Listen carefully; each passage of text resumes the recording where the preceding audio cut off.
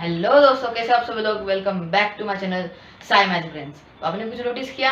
हाँ, हमारे चैनल का जो नेम है, लोगो है और बैनर है वो मैंने चेंज कर दिया है। तो आपको भी लगता होगा ये क्या मैथ्स सिखाते रहता है, बोर होता है। इसलिए हम आज से साइंस भी सीखेंगे, मैथ्स भी सीखेंगे, उसके साथ साइंस भी सीखेंगे। तो अब हम देखेंगे, आज हम चालू करेंगे आवर सोलर सिस्टम। तो उसके साथ यार हमने स्कॉलरशिप सीरीज पीछे ही छोड़ दी, क्योंकि पिछली वीडियो हमने जो थी आइडेंटिटीज में बना दी। ये वाली वीडियो हम आप सोलर सिस्टम में बनाएंगे। तो मेरे ख्याल से जो मैं इसके आगे वीडियो डालूंगा वो स्कॉलरशिप सीरीज पर ही होगी, और वो लास्ट नहीं तो लास्ट सेकंड होगी, क्योंकि मेरे भी एग्जाम से स्कॉलरशिप के एग्जाम्स भी है मेरे। तो उसके लिए मैं पूरे नहीं डाल सकता, और मुझे लगता है मैंने जो पूरे इंपॉर्टेंट टॉपिक्स थे मैथ्स के वो पूरे कवर कर लिया। अगर कोई बचा हो या तो रह गया हो तो मुझे कमेंट में जरूर बताएं। तो चलिए जल्दी से वीडियो को चालू करते हैं। तो ये है और सोलर सिस्टम। तो ये चालू करने से पहले अगर आपने हमारे दूसरे न्यू चैनल क्रिक शॉर्ट्स किंग को सब्सक्राइब नहीं किया हो तो जल्दी से सब्सक्राइब कीजिए, लिंक है डिस्क्रिप्शन में। तो जल्दी से अब हम ये चालू करते हैं। जो हमारा नया टॉपिक है और पहला टॉपिक है वो है अवर सोलर सिस्टम। तो हमको सोलर सिस्टम, ये सन के कॉम्पोजिशन वो लर्न करने से पहले हमको देखना है हमारा सोलर सिस्टम का सीक्वेंस कैसा है। तो इधर आप नीचे डायग्राम देख सकते हैं। मेरी ड्राइंग जरा अच्छी नहीं है, उधर आप इग्नोर कीजिए, पर मैं जो सीखा था उस पर ध्यान दीजिए। तो ये क्या है? ये हमारा सन है जो source of light and energy है। उसके बाद जो पहला प्लेनेट आता है वो है मर्क्यूरी। तो जो सबसे छोटा प्लेनेट है पूरे सोलर सिस्टम में वो है मर्क्यूरी। उसके बाद आता है वीनस, जो हॉटेस्ट प्लैनेट है पूरे सोलर सिस्टम का। तो आपके मन में यह सवाल आ रहा होगा, मर्क्यूरी तो सन के सबसे पास है, पर वीनस सन के थोड़ा सा दूर है, पर वो कैसे हॉटेस्ट रहा? तो ऐसे डाउट्स हम अगले वीडियोस में क्लियर कर देंगे। इसके पार्ट्स भी रहेंगे जो आप देख सकते हैं। उसके बाद आता है हमारा अर्थ, जिसमें पूरे सोलर सिस्टम में ये एक ही प्लैनेट है जहाँ लाइफ एग्जिस्ट करती है। उसके बाद आता है मार्स, जिसमें इलॉन चाचा अपना सिविलाइजेशन बसाना चाहते हैं। उसके बाद आता है ये आपको जो डॉट डॉट दिख रहा है, क्या ये है एस्ट्रॉइड बेल्ट, जो जिस एस्ट्रॉइड ने हमारे डायनासोर प्रजाति का एक्सटिंक्शन हुआ था वो इसी बेल्ट से आया था। ये बेल्ट किसके कौन से दो प्लैनेट के बीच में? मार्स और जुपिटर। तो Jupiter the king of the planets, मतलब पूरे सोलर सिस्टम में सबसे बड़ा प्लैनेट ये जुपिटर ही है। उसके बाद आता है सैटर्न द ग्रीन किंग, आपको पता ही है, सैटर्न के इमेजेस आपने देखी होंगे। उसके बाद आता है यूरेनस और नेपच्यून, जो दोनों यूरेनस और नेपच्यून ये दोनों ब्लू कलर में। ये ब्लू कलर में क्यों है? क्योंकि इसमें मीथेन का कॉम्पोजिशन है। यही ऐसे वीडियो हम आगे आगे देखेंगे। तो इन सोलर सिस्टम में ये क्लासिफिकेशन है। तो ये जो आपको एस्ट्रॉइड बेल्ट की इधर के देख रही है, ये सब है टेरेस्ट्रियल। और उसके बाद ये जो दिख रहा है आपको सब, ये है जूलियन। ये क्या है? जूलियन। इनमें फर्क क्या है? ये जो है इन चारों पर रॉक प्रेजेंट है। रॉक मतलब पथरी इलाका। मर्क्यूरी में पत्थर है, मतलब जमीन है, समझ लीजिए आप। वेनस में, अर्थ में, मार्स में है। पर ये जो है ये सारे गैस से बने हैं। गैस मतलब वहाँ हाइड्रोजन, हीलियम, मीथेन, अलग अलग प्रकार के कॉम्पोजिशन होते हैं। तो उसी से ये सब बने। और ये जो आखिर में आपको बड़ा सा दिख रहा है, इसको हम कहेंगे क्यूपर बेल्ट, जो एस्ट्रॉइड बेल्ट से भी बड़ा है। और उसके आगे भी बहुत कुछ है, पर वो हम अगले नेक्स्ट वीडियोस में सीखते रहेंगे। तो हम सन से चालू करेंगे, सन से सीधा नेपच्यून तक खत्म करेंगे हम। इसमें पार्ट्स भी आएंगे, आज सन का, कल वीनस और मर्क्यूरी और वीनस का, ऐसे पार्ट्स भी आएंगे। तो पहले सन का देखेंगे। तो सन का इधर देख सकते हैं, सन जो सोर्स है हमारे पूरे सोलर सिस्टम में लाइट और एनर्जी का, ये एक ही सोर्स है। तो ये क्या है? इधर देखिए, जो इसका जो रेडियस है वो है 4,32,450 यम, मतलब मीटर नहीं है, ये माइल्स है। ये मीटर नहीं है, माइल्स है। वो बहुत सन बहुत बड़ा है। अब रेडियस मतलब क्या आपने सीखा ही होगा, अगर आप मेरे पहले वाले वीडियोस भी देखते रहो। तो ये जो सेंटर है यहाँ से यहाँ तक, ये सिर्फ रेडियस है। और ये डायमीटर आप बोलेंगे तो ये पूरा, इसको हम कहेंगे डायमीटर। ओके। तो इसका जो रेडियस है वो है 4,30,450 माइल्स, माने 6,96,000 किलोमीटर। इतना रेडियस है। उसके बाद आता है डायमीटर। 8,64,983 माइल्स। इसका डायमीटर इसका डबल होता है, 8,64,983 माइल्स, मतलब 1.392 मिलियन किलोमीटर। ओके, तो ये जो आपको मैं बता रहा हूँ उसके नोट्स निकालिए, आपको बहुत इसका फायदा होगा। मैंने भी इसके नोट्स निकाल के रखे थे, उसी से मैं आपको सिखा रहा हूँ। तो उसके बाद आता है टेम्परेचर। तो आपने बहुत सारे वीडियोस में देखा सुना होगा, नहीं तो देखा होगा कि जो अर्थ के कोर का टेम्परेचर है वो सूरज के टेम्परेचर से ज्यादा। इधर क्या दिख रहा है आपको, टेम्परेचर 5600 डिग्री सेल्सियस, जो और हमारे अर्थ के कोर का कितना है 6000 डिग्री सेल्सियस। पर ये जो टेम्परेचर है वो सन के कोरोना लेयर, मतलब सबसे ऊपर की लेयर, उसका नाम है कोरोना, उसका टेम्परेचर है। अभी तक साइंटिस्ट जो है सन के कोर का टेम्परेचर फाइंड नहीं कर पाए, तो ये सिर्फ अंदाज है। 1.5 करोड़ डिग्री सेल्सियस हो सकता है, इससे ज्यादा भी हो सकता है, कम नहीं होगा इतना पता है साइंटिस्ट को, पर इससे ज्यादा होगा इतना पता है।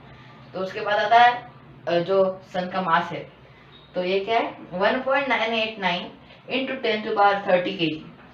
तो ये कितना मास है 1.989 इंटू 10⁻30 पर किलोग्राम, मतलब 3,33,000 टाइम्स ऑफ अर्थ। मतलब अर्थ का मास जितना है उसका अगर हम इंटू करेंगे 3,33,000 से, तो जो बनेगा वो सन का मास होगा। तो इधर आप देख सकते हैं, ये तो दिखाया मैंने, ये अर्थ है, ये सन है, तो उसकी दूरी कितनी है 151 मिलियन किलोमीटर्स। तो ये कितना होगा पूरा मिला के 15 करोड़ 10 लाख किलोमीटर्स, इतना पूरा होगा। तो ये जो इसमें लाइट और एनर्जी फॉर्म होती है, जो 8.5 मिनट के अंदर ही अर्थ तक पहुंच जाती है, तो कैसे बनती है वो देखेंगे। तो ये प्रोसेस है न्यूक्लियर फिजन का। तो अब जल्दी से देखते हैं प्रोसेस ऑफ न्यूक्लियर फिजन। तो हम देखते हैं न्यूक्लियर फिजन, लिख देता हूं मैं।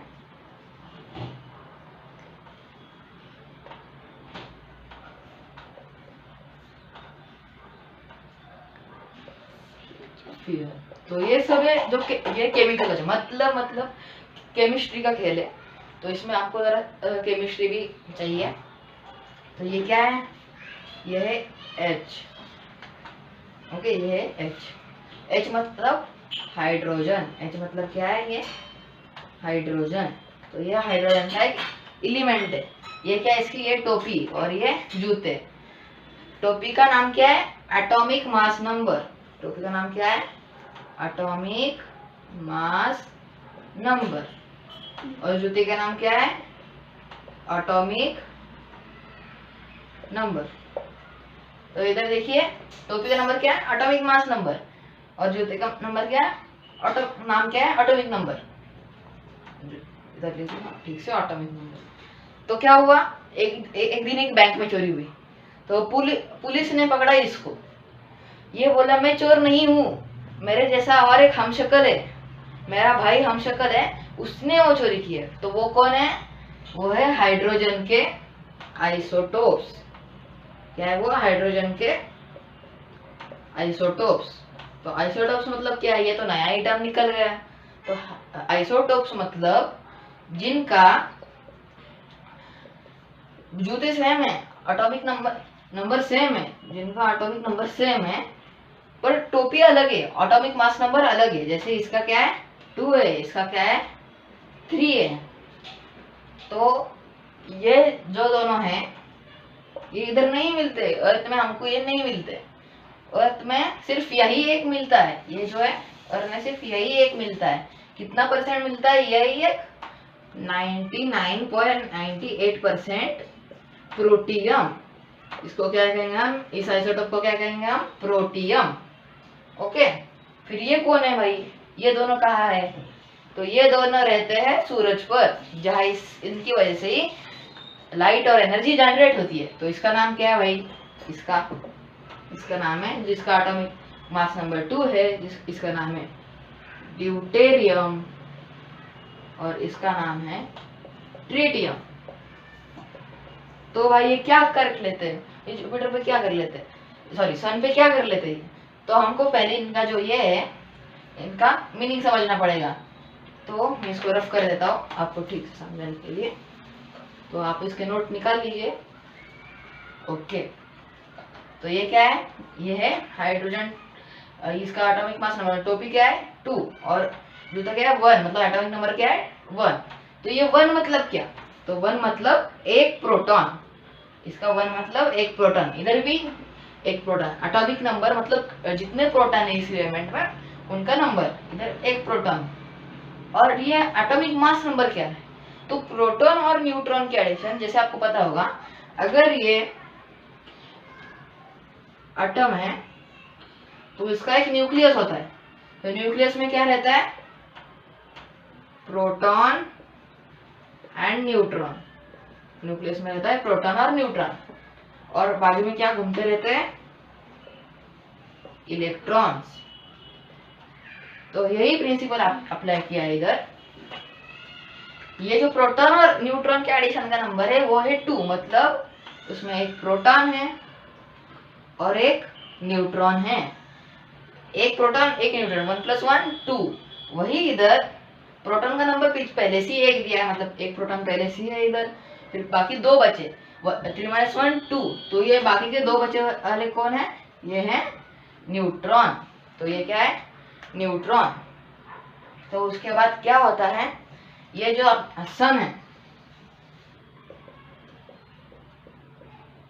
ये जो सन है इनमें इन दोनों का फ्यूजन होता है, इन दोनों का जो है फ्यूजन होता है। तो ये क्या है 3 और 2 और 1 और 1, तो इससे क्या बनता है दोस्तों, ये क्या है He, इसका जूता क्या है 2 है और टोपी क्या है 4 है, तो मतलब इनके एडिशन है, मतलब प्रोटॉन है 2, इधर भी प्रोटॉन 2 और इधर न्यूट्रॉन भी 2 है। तो ये क्या है, ये है हीलियम, मतलब ये जो है ये फ्यूल है, ये दोनों जो है ये फ्यूल है, सन का ये फ्यूल है और ये हीलियम है। तो आप सोच लेंगे इनके एडिशन की 1 + 1 2, और इधर 3 + 2 5 आना चाहिए, है ना। तो इधर देखिए क्या किया इन्होंने, इधर P + P किया, डबल P हो गया इधर, और ये N और N, और इधर 2 N हो गए, एक न्यूट्रॉन का आ गया, तो एक न्यूट्रॉन वैनिश, नहीं तो हम बोल सकते वो ब्लास्ट हो गया, इससे भी एनर्जी निकलेगी, और इनके बीच में जो फ्यूजन हुआ इसकी वजह से भी एनर्जी निकलेगी। तो यही एनर्जी हमको मिलती है सोलर से, यानी तो लाइट एनर्जी आप जो भी बोलेंगे वो इनसे ही मिलती है, मतलब ये जो है ये इसका फ्यूल है। तो ये जो है न्यूट्रॉन वो वैनिश होता है। तो अगर अभी तक 70 लाख करोड़ टन जो है हाइड्रोजन का फ्यूजन हुआ है, और जो है 69.5 लाख करोड़ टन क्या हुआ है, हीलियम प्रोड्यूस हुआ है। और आप बोलोगे ये 0.5 लाख करोड़ कहाँ गए, तो ये जो 0.5 लाख करोड़ है वो था न्यूट्रॉन, जो इधर वैनिश नहीं तो ब्लास्ट हो गया, वो ये 0.5 लाख करोड़ टन है। तो अब देखिए आप क्या है, अब ये इधर ऐसा, तो इधर क्या है, इधर हाइड्रोजन है और इधर हीलियम है, मतलब अगर जब ये फ्यूल है तो इसका जो ये बायो प्रोडक्ट है जो है हीलियम है, तो अभी इतना है, फ्यूल इतना है, तो कुछ करोड़ साल बाद, कुछ हजारों करोड़ साल बाद ये जो है ये यहाँ तक आ जाएगा, ये जो है यहाँ तक आ जाएगा, उसके बाद और फ्यूजन होगा, और कुछ लाखों साल बाद ये पूरा यहाँ तक आ जाएगा, और कुछ समय बाद ये पूरा ही हीलियम हो जाएगा, तो हमारा सन मर जाएगा, मतलब उसका हीलियम फ्लैश हो जाएगा। तो ये कॉन्सेप्ट हम कुछ अगले वीडियोस में पढ़ेंगे। तो ये जब पूरा फ्यूल इसका ये हो जाएगा, बर्न हो जाएगा, तो ये कितना होगा पता है, 400 टाइम्स ऑफ सन, अभी का जो सन है उसका 400 टाइम्स होगा। तो ये जो है हमारे अर्थ बाकी के प्लैनेट्स को भी निकल सकता है।